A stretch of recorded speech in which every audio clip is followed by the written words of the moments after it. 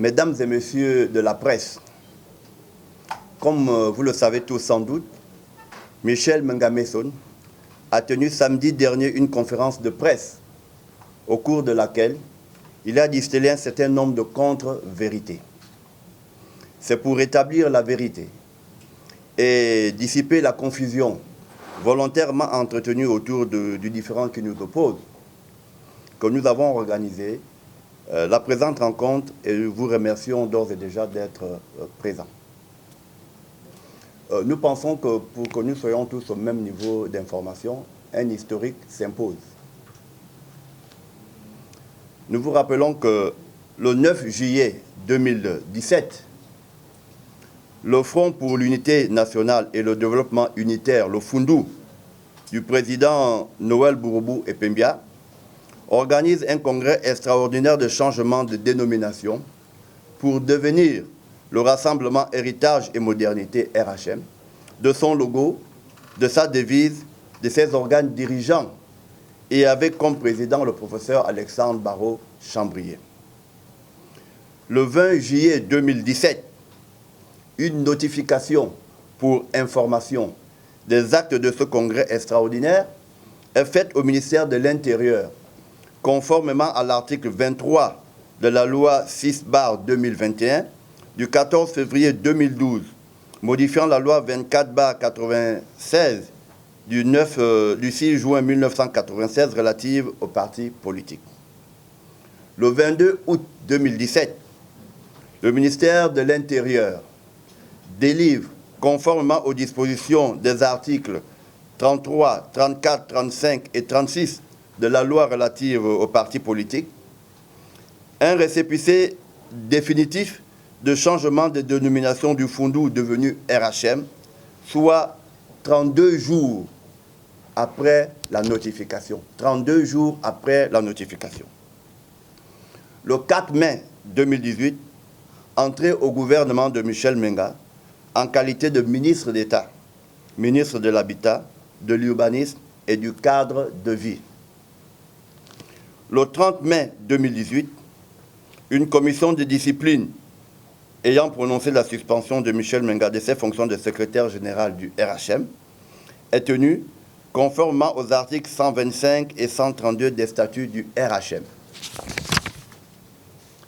Les 5, 6, 7 avril 2019, le Rassemblement Héritage et Modernité RHM tient un congrès extraordinaire consacrant le changement de sa dénomination en Rassemblement pour la patrie et la modernité, de son logo, de sa devise et de ses organes dirigeants.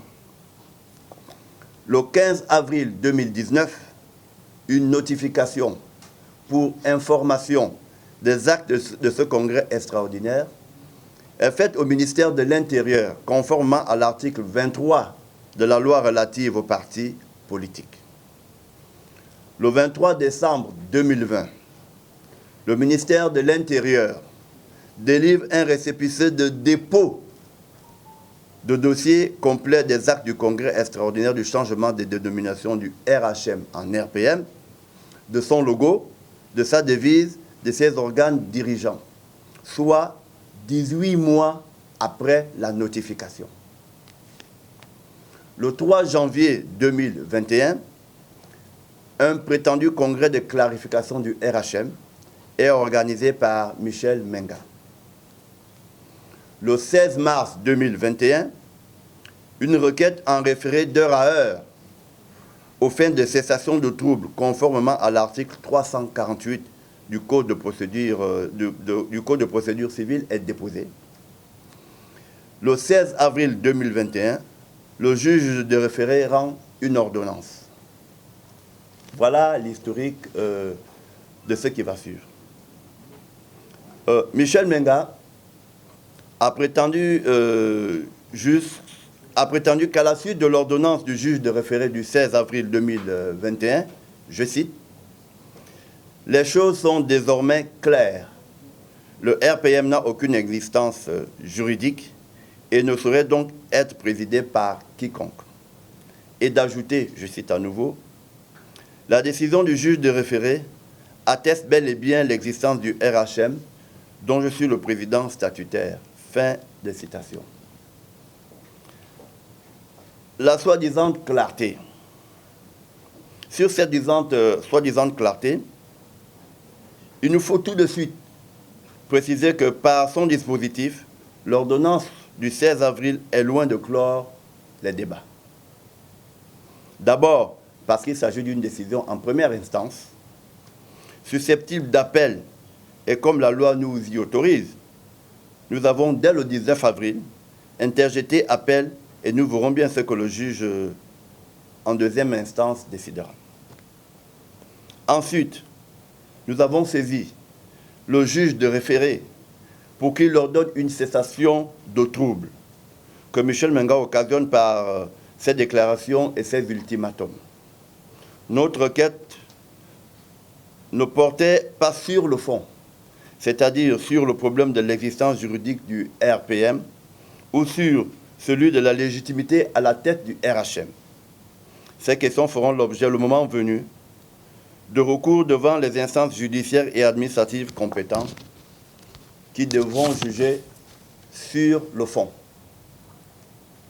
Comme vous le voyez donc, rien n'est encore définitivement tranché et le triomphalisme de notre protagoniste est quelque peu prématuré.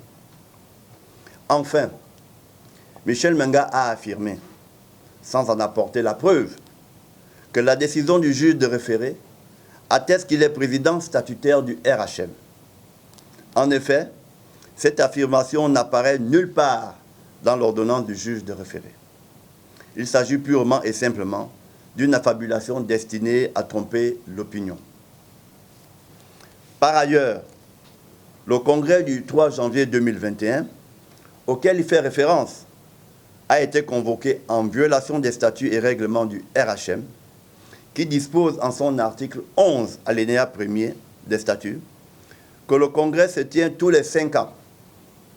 Le dernier congrès ordinaire s'étant tenu en 2017, le prochain devrait se tenir en 2022, sauf s'il s'agit d'un congrès extraordinaire. Dans ce cas, l'article 11, alinéa 2 des statuts stipule que le congrès est convoqué à l'initiative du bureau politique ou à l'initiative concertée du président et du secrétariat exécutif. Or, Michel Menga, faut-il le rappeler, avait été en mai 2018, à la suite de son entrée au gouvernement, suspendu de ses fonctions de secrétaire général en application de l'article 132 des statuts. On peut dès lors se demander sur quelle base et en quelle qualité pouvait-il convoquer un congrès. Était-il déjà président avant même la tenue de son fameux congrès? Qui sont les membres du bureau politique qui auraient pris l'initiative de convoquer ce congrès et qui sont les membres du secrétariat exécutif avec lesquels il se serait concerté, puisque ces organes ont été, d'après Michel Menga lui-même, mis en place au sortir de son fameux congrès du 3 janvier. Michel Menga a affirmé sans sourciller que la loi au Gabon interdit à un parti politique ayant des élus de changer de dénomination. Il a eu du mal à donner les références de ce texte, parce que simplement, il n'existe pas ce texte. C'est vraiment ahurissant de voir un soi-disant président d'un parti politique, qui de plus est membre du gouvernement, étaler ainsi sur la place publique sa méconnaissance des textes et surtout la loi sur les partis politiques, lui qui avait été à l'époque secrétaire général adjoint du Parti démocratique gabonais. Ce qu'il ignore, c'est que la loi relative aux partis politiques, dans son chapitre 3e traitant des principes généraux de fonctionnement de partis politiques, c'est-à-dire des formations politiques qui existent déjà, en son article 23, leur donne le droit de procéder à des modifications majeures de leur structure ou de leur programme, à savoir les statuts, le règlement intérieur, sièges, dénominations, logos, emblèmes ou organes dirigeants, à condition de notifier ces changements, pour information au service compétent du ministère de l'Intérieur dans un délai de 15 jours à compter de la date des 10 changements. Cette notification donne lieu à la délivrance d'un récépissé. Point. C'est ce que nous avons fait. Il est vrai que l'imbroglio dans lequel nous nous trouvons aujourd'hui a été délibérément créé par le ministère de l'Intérieur, qui a obstinément refusé de délivrer au RPM le récépissé prévu par la loi, alors que les actes du congrès extraordinaire du RHM, qui a procédé aux modifications dont le changement de dénomination et autres, lui ont été communiqués dans les délais prescrits. Il a fallu attendre le 23 décembre 2020, soit 1 an et 8 mois, après la notification des changements, pour qu'il délivre un récépissé de dépôt, document non prévu par l'article 23 de la loi relative aux partis politiques, qui concerne un régime de mutation de partis et non celui de leur création, qui lui est régi par les articles 9 et suivants de la même loi, lesquels mentionnent expressément la notion de récépissé de dépôt et de récépissé définitif de déclaration, dans le cas de la création d'un nouveau parti. Comme par hasard, le 3 janvier, Michel Menga réunit son congrès dit de clarification, au terme duquel il s'autoproclame président du RHM sous le prétexte fallacieux que nous ne voulions plus du RHM. Nous l'aurions abandonné et lui n'a fait que le récupérer. La connivence entre le ministère de l'Intérieur et Menga, du fait de ce séquençage, ne laisse planer aucun doute. Michel Menga s'est vanté d'avoir des élus nationaux et locaux, 6 députés et 72 conseillers municipaux et départementaux. Il aurait dû indiquer combien parmi eux a-t-il investi en dehors de lui-même et surtout quel soutien leur a-t-il apporté alors qu'il participait déjà à son aventure solitaire au gouvernement, sans l'accord des instances dirigeantes du parti et en dépit de leur refus unanime de cautionner sa décision unilatérale de rallier le pouvoir d'Ali Bongo. D'ailleurs, en brandissant des menaces à l'encontre des élus qui ne le suivront pas, j'en suis un exemple, il s'est bien gardé de dire sur quelle ligne politique il leur demande de le rejoindre, hormis la préservation de leur mandat et de son maintien au gouvernement. La préservation d'un mandat électif, encore moins le maintien de Michel Menga au gouvernement, ne peuvent à eux seuls constituer une ligne politique. En effet, pour ces représentants des populations, dans les assemblées nationales et locales, outre le fait d'avoir été élus sous la bannière du RHM, ils ont obtenu la confiance des populations sur la base d'un discours d'opposition à la politique du pouvoir en place. C'est cette position qu'ils défendent lors de leurs interventions dans ces différentes enceintes.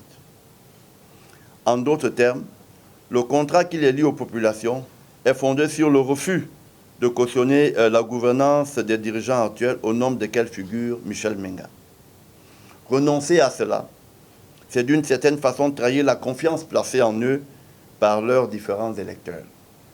Certes, il semble qu'il n'y ait plus de morale en politique dans notre pays, mais il faudra au moins conserver un minimum de dignité et affirmer les convictions pour lesquelles on se bat. Mesdames et messieurs, il est évident pour tout un chacun que toute cette agitation cache mal le fait que Michel Menga est en service commandé par le Parti démocratique gabonais pour déstabiliser, comme d'autres avant lui, le camp de l'opposition en général et une force politique résolument ancrée dans l'opposition patriotique en particulier, laquelle opposition lutte inlassablement pour l'alternance et le changement dans notre pays. Pour la petite histoire, nous croyions tous être partis du PDG pour marquer notre rupture avec le système et sa gestion calamiteuse du pays. Chemin faisant, nous nous sommes aperçus que certains parmi nous l'avaient fait non pas par conviction, mais pour marchander leur retour.